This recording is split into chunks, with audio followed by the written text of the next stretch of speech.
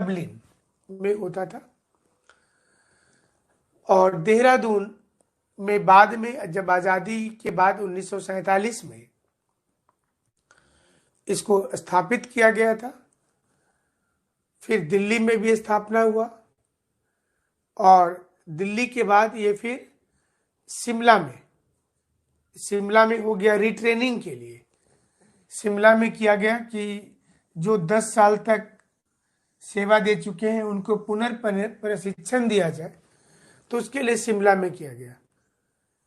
उसके बाद फिर दिल्ली की संस्था जो थी और जो शिमला में बना था, ये दोनों को एक करके, दोनों को ज्वाइंट करके, दिल्ली और शिमला ये दोनों को ज्वाइंट करके मसूरी में जो था NAA, जो राष्ट्रीय प्रशासनिक अकादमी है, नेशनल एडमिनिस्ट्रेटिव एकेडमी, इसकी स्थापना की गई। और यहाँ पर से ही सभी UPSC क्वालिफाई वाले को ट्रेनिंग दिया जाता है, जिसमें बेसिक ट्रेनिंग, जब आप UPSC करेंगे तो बेसिक ट्रेनिंग 4 महीने की होती है। IAS सबसे टॉप रैंक है, इसलिए परीक्षा को ही IAS बोलते हैं। परीक्षा वास्तविक रूप से अगर देखिएगा तो UPSC सिविल सर्विस की एग्जाम ले रही है, लेकिन IAS बोला जाता है क्योंकि इंडियन एडमिनिस्ट्रेटिव सर्विस जो है ये टॉप रैंकिंग परीक्षा, इसलिए इसका नाम IAS होता है।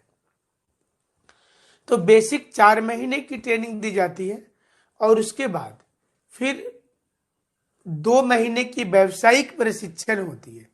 पहले आधारभूत प्रशिक्षण होता है 4 महीने का, और ये वाला ज्वाइंट होता है। मतलब ज्वाइंट का मतलब हो गया कि जो भी लोग UPSC पास किए, उस UPSC में से जो लोग IAS किए हैं, IPS किए हैं, IRS में आए हैं, सेंट्रल सर्विसेज ग्रुप A में गए हैं, ये तमाम लोगों को, सभी लोगों को एक साथ 4 महीने की ट्रेनिंग मसूरी में दी जाती है। और इसका पर्पस ये होता है कि जो लोग UPSC पास करके आए हैं उनकी बेसिक चीजों को पहले प्रशासनिक ढांचे की जानकारी दे दे।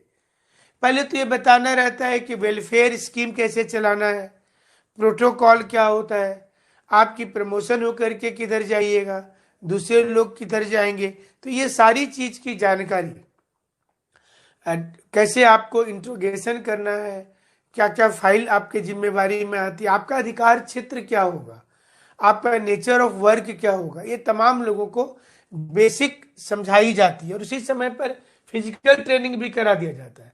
जब आप UPSC के लिए जाएंगे तो हर प्रकार की चीज जो होती है कि आपको इवन आप तो आजकल तो ड्राइविंग वगैरह लोग पहले से जानते हैं, घुड़सवारी भी लोग कर लेते हैं, आर्म्स कैसे चलाना है, कब यूज करना है, कब परमिशन देना है, वो बेसिक जानकारी 4 महीने की पहले सभी लोगों को दे दी जाती है। और सभी लोगों के कुछ काम को हर किसी को जानना है। मतलब आप IPS है, IFS है, कि आप रेलवे में जा रहे हैं, बट बेसिक चीज सबको जानना है। इसके बाद मतलब ये ट्रेनिंग होने के बाद, इतना ट्रेनिंग हो जाने के बाद बाकी लोग वापस चले जाते हैं। लेकिन जो IAS किए हैं वापस चले जाते हैं, इन द सेंस हुआ कि जो वापसी उनकी अपनी सेंटर पे भेज दिया जाएगा। लेकिन जो लोग UPSC करके आए हैं, जो IAS हैं, उनको मसूरी में ही रह जाना है। और इसके बाद जब 4 महीने के बाद उनको रह जाना है, और फिर 12 महीने की ट्रेनिंग, ये 2 महीने का व्यावसायिक हो गया, और फिर 12 महीने की जो ट्रेनिंग होगी ये राज्यों में भेजा जाता है, जिसको भारत दर्शन भी बोलते हैं। ये राज्यों में भेजा जाता है, जिसमें राज्य का कलेक्टेरिएट में जाकर के, राज्य का जो डिस्ट्रिक्ट में आप गए हैं उस डिस्ट्रिक्ट का कलेक्टेरिएट ऑफिस में क्या काम होता है, DC ऑफिस में क्या काम होता है, ब्लॉक में क्या काम होता है, थाना में क्या काम होता है, ये आपको प्रशिक्षण के तौर पर जाकर के देखना है, सीखना रहता है।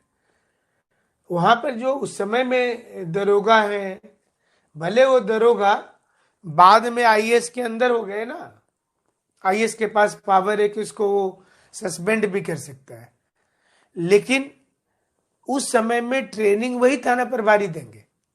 उस समय में वही दरोगा और सिपाही बताएगा कि ये काम कैसे करना रहता है।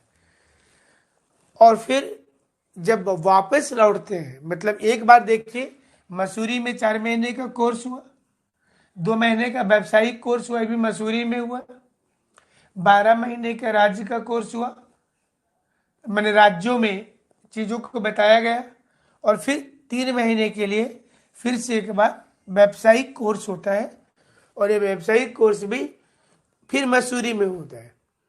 तो सब मिलाकर के अगर आप देखेंगे तो कितने महीने की ट्रेनिंग हो गई आईएएस की, मतलब 21 महीने का, 21 मंथ की ट्रेनिंग है आफ्टर क्वालिफाइड आईएएस एग्जामिनेशन। आपका जब रिजल्ट निकल जाएगा फाइनल वाला, उसके बाद 21 महीने का, 21 मंथ का 21 महीने का आपको फिर से ट्रेनिंग दिया जाता है। उधर आंसर भी आ गया।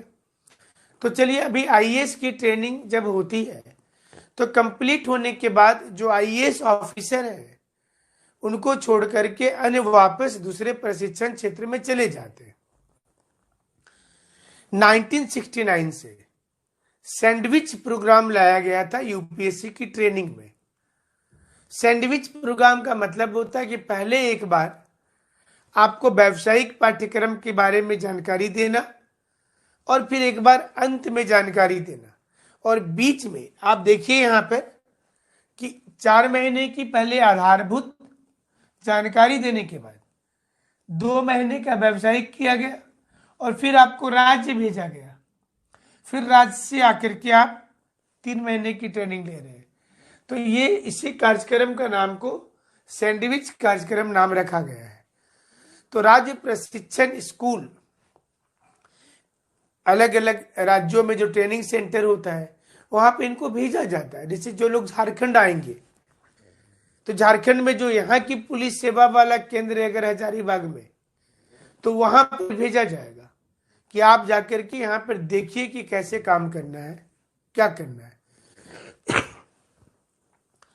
अब राज्यों का प्रशिक्षण स्कूल से लौटने के बाद एक कलेक्टर की जिम्मेवारी होती है कि कलेक्टर उसको ट्रेनिंग देंगे, उनको बताएंगे कि कलेक्टेरिएट ऑफिस में कलेक्टर हुआ, उसके डीसी, डिप्टी कलेक्टर हो गया ना। डिप्टी कलेक्टर नीचे होता है, मतलब बीडीओ को भी डिप्टी कलेक्टर बोलते हैं। डीसी कलेक्टेरिएट का हेड होता है, जिलाधीश होता है वो। तो और बीडीओ सीओ को डिप्टी कलेक्टर बोला जाता है। वो भी रेवेन्यू का काम कर रहा है। तो बीडीओ जो हुआ, जो सर्कल ऑफिसर हुआ, ये भी राजस्व के संग्रह कर रहा है, और डीसी जिलाधीश है, वो मेन कलेक्टर है। तो इसकी पूरी चीज को बताया जाता है कि किसकी काम क्या है, पंजीकरण का काम करना है कि नहीं, किसको नोटिस जारी किया जाता है। तो ये यूपीएससी में आईएएस के लिए होता है। तो चलिए आगे बढ़ते हैं।